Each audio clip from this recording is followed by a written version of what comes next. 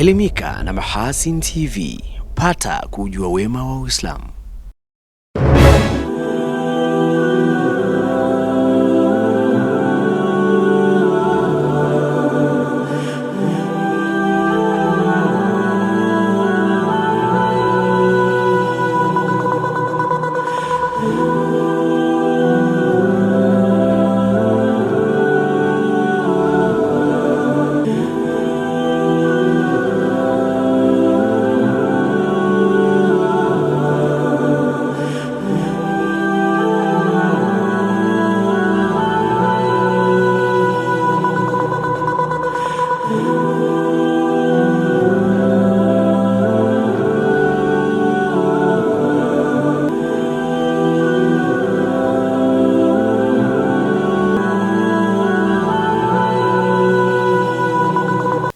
Naam, assalamu alaikum warahmatullahi wabarakatuh. Mtazamaji wa Mahasin TV, ni matumaini yangu buheri wa afya popote pa ulipo, na karibu katika kapu la habari hii leo. Mimi jina langu ni Zuberi Mgaya, ambaye nitakupitisha katika habari za kitaifa, na katika upande wa habari za kimataifa atakuwepo Al-Ahinu Stima kwa ajili ya kupitisha katika yote na yote ambayo yamejiri nje ya mipaka ya Tanzania. Awali ya yote tupate muktasari wa yale ambayo tutakuwa nayo siku hii ya leo. Rais Dr. Mwinyi ahidi kukamilisha miradi ya kimkakati kuifanya Zanzibar kuwa na umeme wa uhakika. Jeshi la polisi mkoani Mwanza la waonya wananchi wanaojichukulia sheria mkononi. Na kunako habari za kimataifa, takribani watu 60 wamefariki dunia kufuatia tetemeko kubwa la ardhi huko nchini Ufilipino.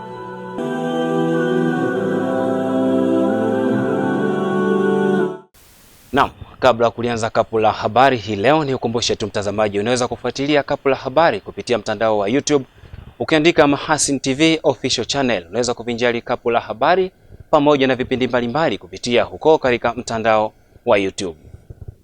Na kapu la habari hii leo linaanzia huko visiwani Zanzibar, ambako Rais wa Zanzibar na mwenyekiti wa Baraza la Mapinduzi Dr. Hussein Ali Mwinyi amesema serikali itaendelea kukamilisha miradi mbalimbali ya kimkakati katika sekta ya nishati ili kuifanya Zanzibar kuwa na umeme wa uhakika.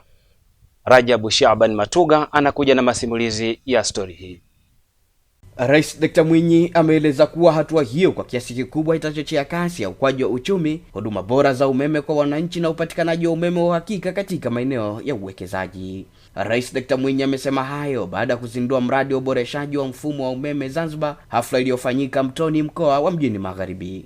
Mtakumbuka wakati serikali ya awamu ya 8 inaingia madarakani, mifumo yetu ya umeme ilikuwa inakabiliwa na changamoto mbalimbali, ikiwemo kuzidiwa kwa nyaya za chini ya bahari kutokana na ongezeko la idadi ya watu Zanzibar na shughuli za kiuchumi na kimaendeleo, uchakavu wa miundombinu kusafirisha na kusambazia umeme, pamoja na maeneo mengi ya nchi yetu kuwa na umeme mdogo. Kwa kuwa serikali iliahidi kuimarisha huduma za umeme Zanzibar, tulichukua juhudi za makusudi na kuja na mradi huu ambao kwa kiasi kikubwa umeondoa changamoto ya umeme mdogo. Aidha, Rais Dr. Mwinyi amewahakikishia wananchi kuwa katika muda mfupi ujao gharama za kuunganisha umeme majumbani itakuwa shilingi 100,000 badala shilingi 200,000 za sasa. Hivi sasa tunaendelea na utekelezaji wa mradi wa mabadiliko ya sekta ya nishati ya ufikishaji wa huduma ya umeme kwa wananchi, mradi unaoitwa ZESTA. Mradi huu utawezesha kujenga miundombinu mipya ya kusafirisha umeme kwa mkondo wa 132 kV kutoka Welezo kwenda Makunduchi na Matemwe. Mradi huo pia utahusisha ujenzi wa miundombinu ya kusambazia umeme, ambapo laini yake itaunganisha umeme kwa wateja wapya 70,000 kwa gharama nafuu, kutoka wastani wa shilingi 200,000 inayotozwa sasa, ambayo tuliweka punguzo ya kutoka shilingi 400,000 mwaka juzi, hadi sasa kiwango cha chini cha shilingi 100,000 tu kwa kila mwananchi. Mradi huo uliogharimu dola za Marekani milioni 8.4 kukamilika kwake kumeiwezesha Zanzibar kupokea umeme kutoka Tanzania bara kiwango cha 132 kV kutoka 114 kV iliyokuwa ikipokea awali. Uwekezaji Zanzibar unaongezeka siku hadi siku. Hatuwezi kubakia na umeme tuliokuwa nao wakati wawekezaji wanakuja. Miongozo yako ndiyo yanayotusukuma tuendelee mbele zaidi. Tuna mradi wa World Bank ambao sasa hivi tumefikia hatua nzuri sana. Mradi wa uimarishaji wa mfumo wa umeme Zanzibar ambao umehusisha kufungwa kwa vifaa vya kudhibiti na kuimarisha msukumo wa umeme kuanzia kwenye njia kuu ya kupelekea umeme pale Mtoni kupitia kifaa hichi cha Statcom, na pia kuimarisha voltage katika njia ya usambazaji umeme kwa kanda za kaskazini, kusini, mjini, Unguja na Pemba. Naam, shukrani sana Rajabu Shaaban Matuga kwa masimulizi ya habari hiyo kutoka huko visiwani Zanzibar. Na sasa turejee hapa jijini Mwanza ambapo jeshi la polisi mkoa wa Mwanza linashikilia Omari Hamisi Shaabani mwenye umri wa miaka 22 na Saidi Jumanne Bundala mwenye umri wa miaka 34 kwa tuhuma za wizi wa pikipiki, uvunjaji wa majumba nyakati za usiku na mchana, pamoja na kuiba mali mbalimbali za watu katika mtaa wa Ilegele, kata ya Mahina, wilaya ya Nyamagana. Undani wa taarifa hii anakuja nao Hilali Sefu Riami. Akizungumza na waandishi wa habari, kamanda wa jeshi la polisi mkoa wa Mwanza, naibu kamishna wa jeshi la polisi DCP Willibrod Mutafungwa, ameelezea jinsi ambavyo watuhumiwa hao walivyofikishwa mikononi mwa jeshi la polisi.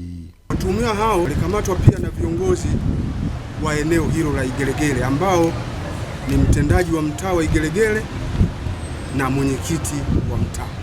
Vijana hao wakati wanaendelea kuulizwa maswali kuhusiana na tuhuma hizo, nasemekana vijana hao walikubali kutenda makosa hayo, na katika kueleza walidai kwamba walihusika katika tukio moja la wizi wa pikipiki. Baada ya kueleza tukio hilo, walieleza na matukio mengine ambayo walishiriki kuyafanya.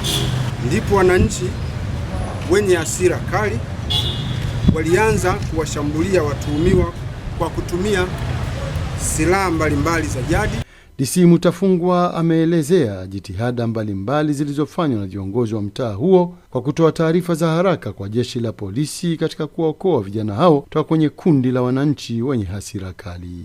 Askari wetu wa jeshi la polisi walifika katika eneo hilo baada ya kupokea taarifa kwa njia ya simu kutoka kwa viongozi. Ndilo liliweza kutawanyika na jeshi la polisi waliweza kuwachukua vijana hao ambao hata hivyo walikuwa wamejeruhiwa vibaya. Majeruhi hao walikimbizwa katika hospitali ya Bugando kwa ajili ya matibabu zaidi.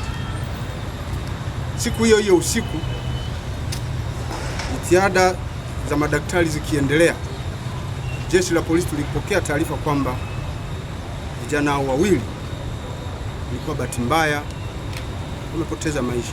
Aidha, DCP Mutafungwa amewaonya wananchi wenye tabia kujichukulia sheria mkononi kuacha tabia hiyo mara moja, na atakayebainika kufanya hivyo atachukuliwa hatua kali za kisheria.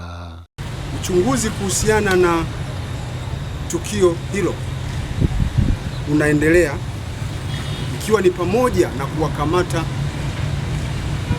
watuhumiwa wote waliojichukulia sheria mikononi, kwa sababu kujichukulia sheria mikononi ni kosa kisheria.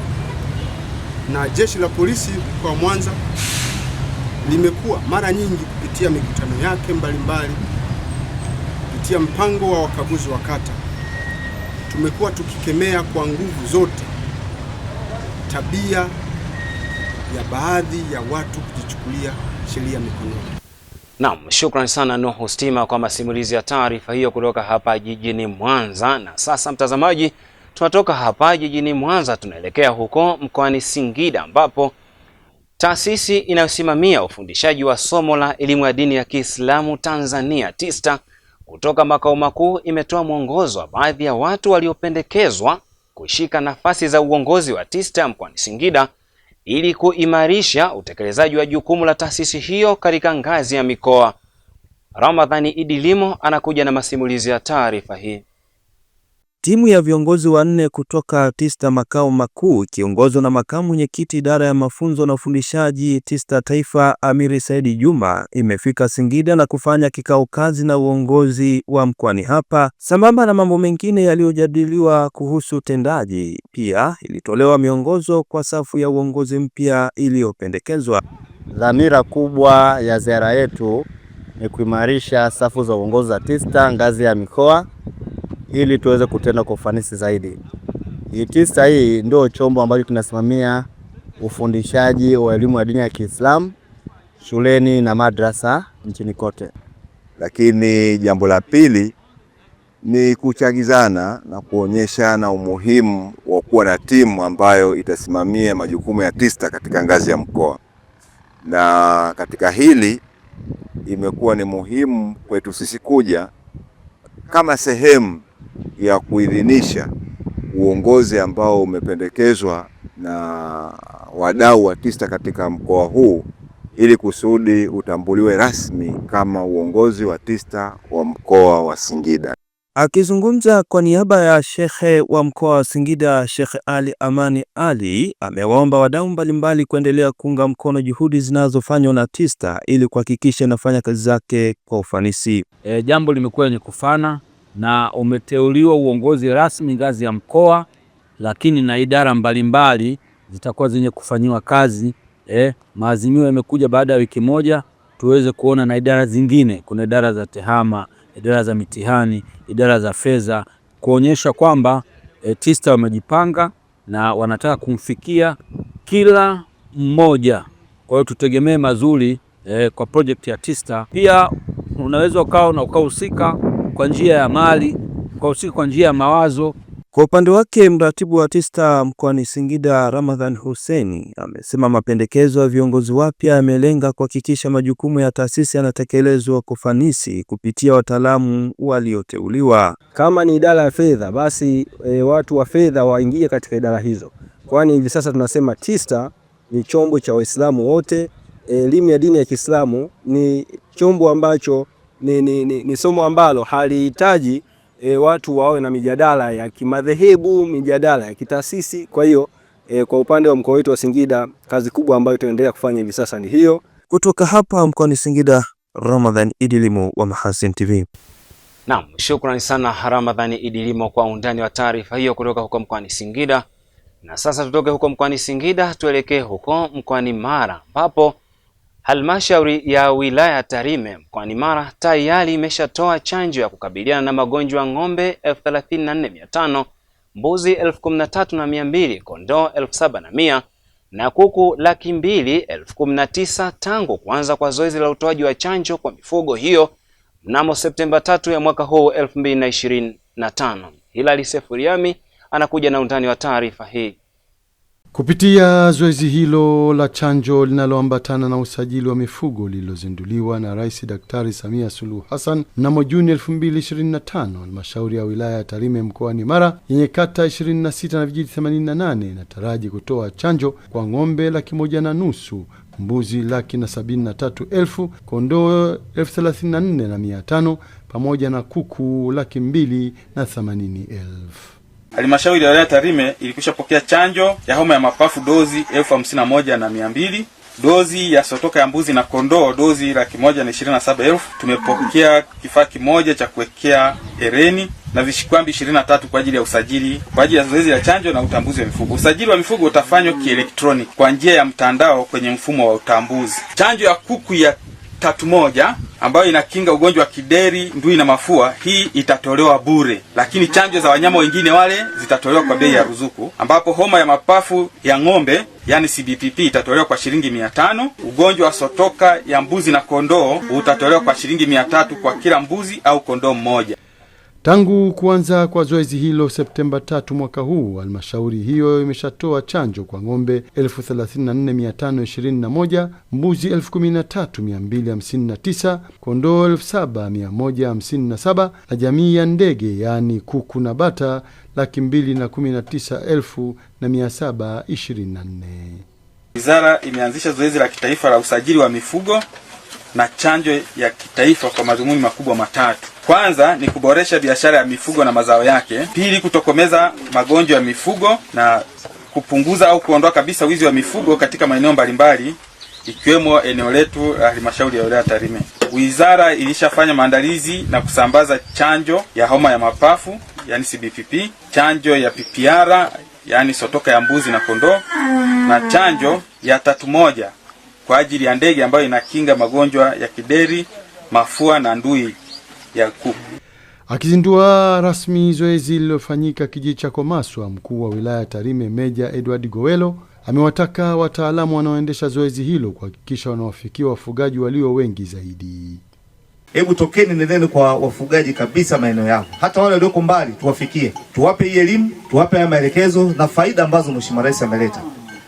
Kwa maana ya kuleta chanjo kwa ruzuku, lakini bei ni nafuu kabisa na gharama nyingine serikali imegharamia. Ili tuweze kunyanyua kiuchumi, tuweze kuwanyanyua wale wote walioko ndani ya wilaya yetu, tuweze kuongeza tija. Na wilaya yetu ya Tarime hii mifugo yake ukiiona kama hivi, hata nyama yake ni nzuri kuliko maeneo mengine. Sasa tukiiboresha zaidi tutaendelea kuongeza soko la mifugo yetu, lakini tutaongeza tija ya ufugaji kwenye maeneo yetu. Ng'ombe wazuri kabisa hao wakipatwa magonjwa ni hasara kwa mfugaji. Kwa sisi ambao ni wataalamu, hebu tujaribu kuwapitia hata wale ambao hawajabahatika kufika kwenye maeneo yetu na kupata hii elimu.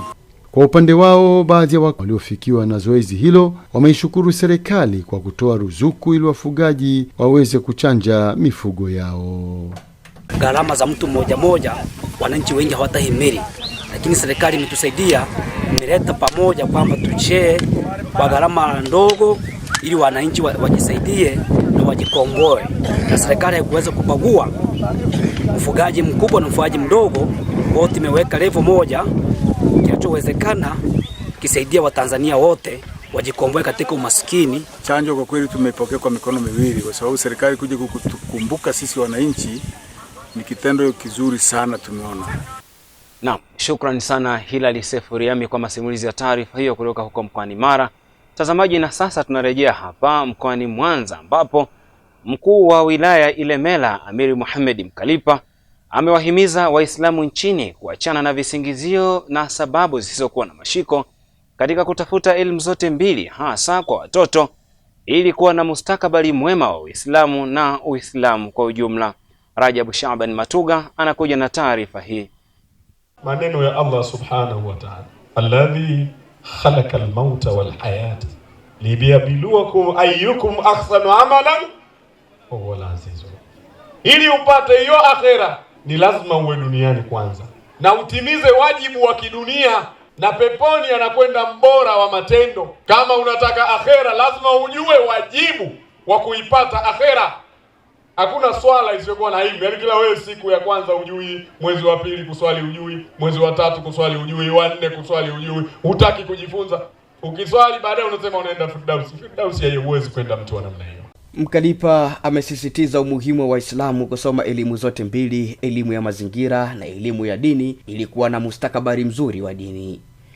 Mzee kama wewe ukitakiwa ufanyiwe operation kwa haki ya Uislamu, kwa sababu operation ile hijabu ya nguo zinaondolewa, ni lazima upate daktari mwanamume. Na mwanamke atakapopata kana kufanyiwa operation ni lazima apatikane daktari mwanamke. Haya, hospitali zetu sisi hayo yapo, na maana ni lazima kuitafuta elimu ya operation. Lakini kuna visingizio sasa hivi. Wazazi ndio wa kwanza wanaanza kuleta visingizio.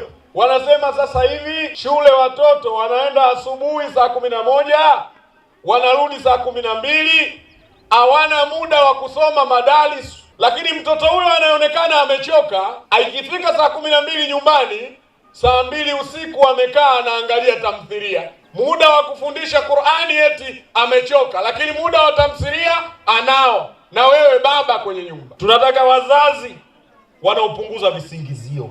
DC Mkalipa amesema hayo wakati akizungumza katika mahafali ya wanafunzi wanaotaraji kuhitimu elimu ya kidato cha 4 kwa wanafunzi wa shule ya sekondari Nyasaka Islamic, pamoja na wahitimu wa elimu ya darasa la 7 kwa wanafunzi wa shule ya awali na msingi Thakibu Islamic.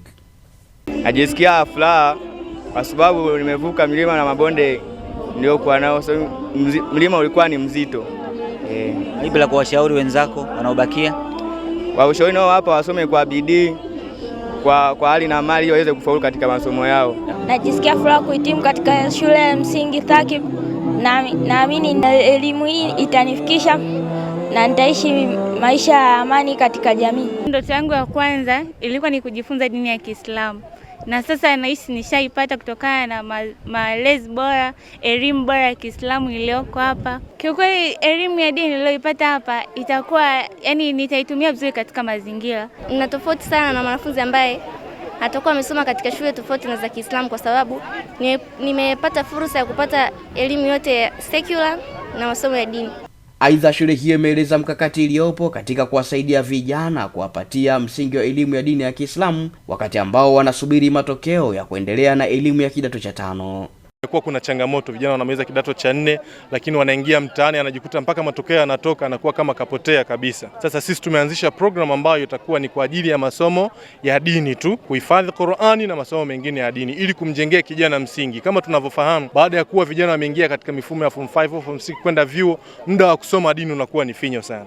Kwa hiyo tukasema tutumie miezi hii 6, mzazi atuletee kijana wake, tumuandae ndani ya miezi 6 tu tumempatia msingi ambao utakuja kumuongoza katika maisha yake yote. Lakini pia tumetangaza program nyingine ambayo tutakuwa nayo ambayo inaitwa weekend program. Tumetoa fursa kwa wazazi ambao wana watoto hapa katika jiji la Mwanza. Siku ya Ijumaa jioni tunawapokea vijana, wanakuwa na program ya masomo ya dini tu kuanzia siku ya Ijumaa, Jumamosi na siku ya Jumapili. Baada ya salatul asiri tunawarejesha nyumbani.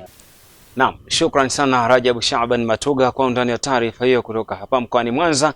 Na sasa tunatoka hapa mkoani Mwanza tunaelekea huko mkoani Pwani ambako taasisi inayosimamia ufundishaji wa somo la elimu ya dini ya Kiislamu EDK shuleni TISTA katika mkoa wa Pwani imewajengea uwezo walimu wanaofundisha somo hilo pamoja na walimu wa madrasa ili kujenga misingi bora kwa vijana wa Kiislamu. Mratibu wa somo la elimu ya dini TISTA katika wilaya ya Kibaha, Mwalimu Yusufu Isa Mpate, akizungumzia warsha hiyo ya siku moja iliyofanyika katika wilaya ya Kibaha, amesema amewakumbusha walimu wajibu wao mkubwa katika malezi ya vijana wa Kiislamu ili kuwa na jamii yenye maadili. Na wamepokea maelekezo kwa ajili ya kwenda kufanyia kazi katika maeneo ya kazi ili matokeo chanya yaweze kupatikana kwa mustakabali wa maendeleo bora ya misingi imara ya kimaadili kwa vijana wa Kiislamu. Kwa mikoa mingine ya Tanzania bara na visiwani na wilaya zake, ili jambo ni muhimu. Kwa tunawahamasisha pia wafanye au watekeleze tukio hili au matukio kama haya. Katika kuhakikisha azma hiyo ya kuwa na jamii yenye maadili, mgeni rasmi katika kongamano hilo, mjumbe wa Baraza la Masheikh BAKWATA mkoa wa Dar es Salaam, Sheikh Abdul Wakati, amewaomba wadau ikiwemo serikali kuishika mkono TISTA na walimu wa somo la dini. Tuna ombwe kubwa sana la walimu katika shule za serikali. Walimu ni wachache sana, kiasi ambacho wale walimu wanasomesha masomo ya sekula kipindi cha dini wanaingia na wako na kusomesha. Kwa tuna walimu wachache sana. Kwa hiyo niombe jamii ya Kiislamu hususan vijana waliomaliza shule wasomee walimu kwa muda mfupi, waje kuisaidia jamii. Tuwaunge mkono, tuwasaidie walimu wanasomesha somo la dini. Tunatamka wazi ya kuwa serikali si vibaya kama itawatazama walimu wa somo la dini ikawapa mshahara. Kupitia kongamano hilo lilobeba anwani ya kujitambua, mashekhe na wahadhiri wa dini ya Kiislamu akiwemo Sheikh Kombo Ali Fundi na Sheikh wa mkoa wa Pwani Hamis Abasi Mtupa wamewataka walimu hao wa dini na vijana wa Kiislamu kwa ujumla wake kujitambua kwa mujibu wa Uislamu. Kujitambua hakuwezi kuwa jamii zote za dunia zikafanana maana ya kujitambua. Tukirudi kwenye mambo yetu, kwa mfano ya Kiafrika na Kitanzania, kuna watu wanaoishi kimila, matambiko ni kitu cha kawaida. Kwa hiyo wanaweza wakakaa wakasema mtoto wetu amejitambua bwana, anahudhuria matambiko yote kwenye jamii yake, huyo amejitambua, ameweza kujua mila zake ni zipi. Sasa sitaki kupiga mifano yote hii ya huku kujitambua, mimi niko na nyinyi, nataka kujitambua Kiislamu. Habari ya kumsikia Muislamu hata salamu hawezi kutoa, hii ni aibu. Intaha salahiyatuhu, muda wake usha expire. Kuwa na vijana wa Kiislamu ambao hata uwezo wa kutoa salamu alaikum hana kwa ufasaha, bali salamu ya Mkristo ni fasaha kuliko ya Muislamu. Hivi ni vitu ambavyo kwani tunahitaji kuvipangusa kivitendo, na ndio maana tunaweka hizi darsa, makongamano mbalimbali ili kila mtu awe na itqan katika eneo ambalo yupo. Naam, taarifa hiyo kutoka mkoani Pwani inatufanya kufika tamati ya kapu la habari kitaifa, na sasa tunapata mapumziko mafupi. Tukirejea ni zile habari ambazo zimejiri nje ya mipaka ya Tanzania. Nikusihi tu mtazamaji uendelea kusalia hapo hapo katika runinga yako kwa ajili ya kufuatilia kapu la habari hii leo, na tukirejea ni wasa mzuri wa Al-Ahna Stima kurupitisha katika habari ambazo zipo nje ya mipaka ya Tanzania. Mahasin TV channel namba 455 katika kingamuzi cha Azam.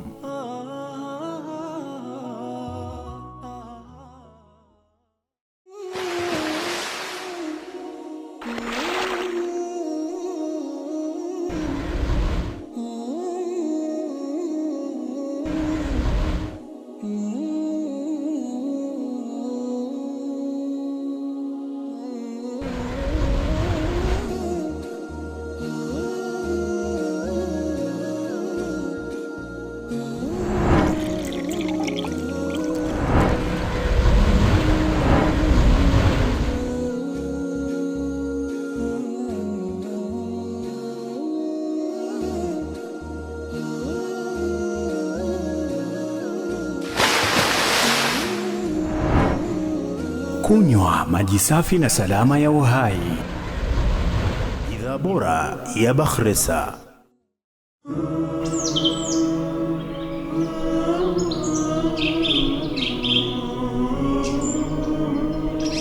Mahasin TV, pata kujua wema wa Uislamu.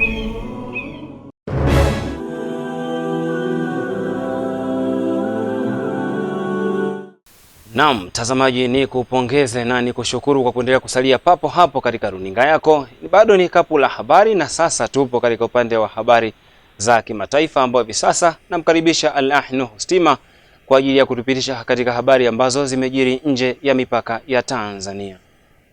Mtazamaji, karibu kwa upande wa habari za kimataifa. Takriban watu 60 wamefariki dunia katika tetemeko la ardhi lililotokea nchini Ufilipino na kusababisha madhara makubwa. Ripoti ya maafisa wa usimamizi wa majanga nchini humo inaeleza kuwa tetemeko hilo lenye ukubwa wa 6.9 katika kipimo cha Richter limeathiri mji wa Bogo na miji mingine, hali iliyosababishwa kutangazwa kutokea kwa maafa katika maeneo hayo, huku akitathmini uharibifu uliosababishwa na tetemeko hilo. Licha ya kutokuwepo kwa taarifa ya tahadhari juu ya kutokea kwa tsunami kutoka kwa taasisi ya Ufilipino ya Volcanology and Seismology, wakazi katika maeneo yaliyokumbwa na tetemeko hilo wameliambia shirika moja la habari kuwa walilala nje mitani katika usiku wa kuamkia Oktoba mosi mwaka huu 2025. Wananchi katika maeneo yaliyoathiriwa wametakiwa kukaa mbali na majengo hatarishi ili kuepuka hatari inayoweza kujitokeza na kuathiri raia, hasa katika eneo la mji wa Cebu lenye wakazi takriban milioni 1. Kwingineko, serikali ya Mali imeituhumu Algeria kwa kuunga mkono alichokiita ugaidi wa kimataifa kufuatia tukio la drone ya Mali kugunduliwa baada ya kudaiwa kuingia kwenye anga ya Algeria. Waziri wa mambo ya nje wa Algeria, Ahmed Attaf, amesema serikali iliyochukua madaraka kwa mapinduzi haina haki ya kuikosoa nchi yake, ambapo kauli hiyo imekuja kufuatia hotuba ya siku ya Ijumaa Septemba 26, 2025 mbele ya mkutano wa Baraza Kuu la Umoja wa Mataifa. Waziri Mkuu wa Mali Abdoulaye Mega ameituhumu Algeria kwa kuunga mkono kile alichokiita ugaidi wa kimataifa kufuatia tukio hilo la drone ya Mali kudunguliwa baada ya kudaiwa kuingia kwenye anga ya Algeria. Mali imefungua kesi katika mahakama ya kimataifa ya haki kuhusu tukio hilo, hatua ambayo maafisa wa Algeria wameita ni kitendo cha kukosa haya. Mali na Algeria zimelumbana kwa maneno mbele ya Baraza Kuu la Umoja wa Mataifa ambalo limemalizika Septemba 28, 2025, ambapo Algeria imeikabili Mali kuhusiana na mvutano juu ya kudunguliwa kwa drone ya Mali mnamo mwezi Aprili 2025, mvutano ambao umevuruga uhusiano kati ya mataifa hayo jirani ya kaskazini mwa Afrika. Tukitamatisha kwa upande wa habari za kimataifa, msemaji wa Jeshi la Ulinzi wa Mapinduzi ya Iran, Sepo, Brigadier General Ali Mohammed Nain, amezungumzia njama za maadui wake dhidi ya taifa la Iran na kusisitiza kuwa Iran itatoa pigo kubwa zaidi iwapo kutaanzishwa vita vipya dhidi ya nchi hiyo. Shirika moja la habari linaeleza kuwa Brigedia Jenerali Ali Mohamed Nain amesema hayo usiku wa kuamkia Oktoba mosi 2025 kwenye kipindi cha television. Amesema adui aliendesha vita katika masuala ya kijamii na utulivu wa kisaikolojia wa jamii ya Iran, lakini ameshindwa. Aidha, Brigedia huyo amesema jeshi la walinzi ya mapinduzi hayo lilitumia sehemu ndogo ya uwezo wake na kufelisha njama za adui, na kuongeza kuwa kikosi cha anga cha nchi hiyo kilichoingia vitani ni sehemu kubwa ya jeshi la Sepo na vikosi vingine vya ulinzi vya Iran havikuingia uwanjani kwa sababu hakukuwa na ulazima wa kufanya hivyo. Ikumbukwe kuwa Jamhuri ya Iran katika vita vya siku 12, shambulio la pili la Iran dhidi ya vituo vya kijeshi vya Marekani katika kipindi cha miaka 6 iliyopita, ambapo Marekani imeshambulia vituo vya nyuklia vya Iran, hali iliyosababisha vikosi vya jeshi la Iran kulenga kwa makombora kambi ya jeshi la anga la Marekani huko Al Udeid nchini Qatar. Nuhu Stima, Mahasin TV. Naam, shukrani sana Nuhu Stima kwa kutupitisha katika habari hizo ambazo zimejiri nje ya mipaka ya Tanzania. Na mpaka hapo tumefikia tamati ya kapu la habari, lakini kabla hatujatamatisha, mtazamaji, ni kukumbushe miongoni mwa yale ambayo tulikuwa nayo siku hii ya leo. Rais Dr. Mwinyi ahidi kukamilisha miradi ya kimkakati kuifanya Zanzibar kuwa na umeme wa uhakika. Jeshi la polisi mkoani Mwanza la waonya wananchi wanaojichukulia sheria mkononi. Na kunako habari za kimataifa, takribani watu 60 wamefariki dunia kufuatia tetemeko kubwa la ardhi huko nchini Ufilipino. Naam, mpaka kufikia hapa tumefika tamati ya kapu la habari katika siku hii ya leo. Muda wote ulikuwa na Zuberi Mgaya ambaye nimekupitisha katika habari za kitaifa, na katika upande wa habari za kimataifa alikuwepo Al-Ahin Hustima ambaye amekupitisha katika yote na yote ambayo yamejiri nje ya mipaka ya Tanzania. Sema sina la ziada, ni kutakia wakati mwema na utazamaji mwema pia wa vipindi vinavyofuata kupitia Mahasin TV. Pata kujua wema wa Uislamu. Wabillahi taufiki. Assalamu alaikum wa rahmatullahi wa barakatuh.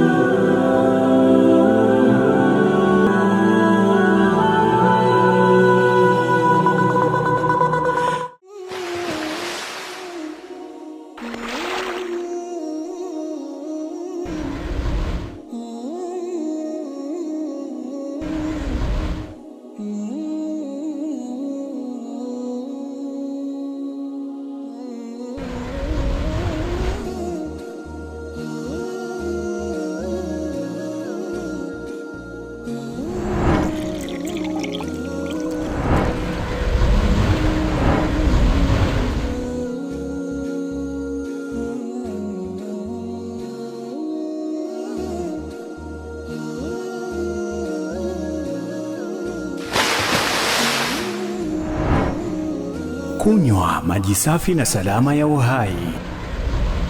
Bidhaa bora ya Bakhresa.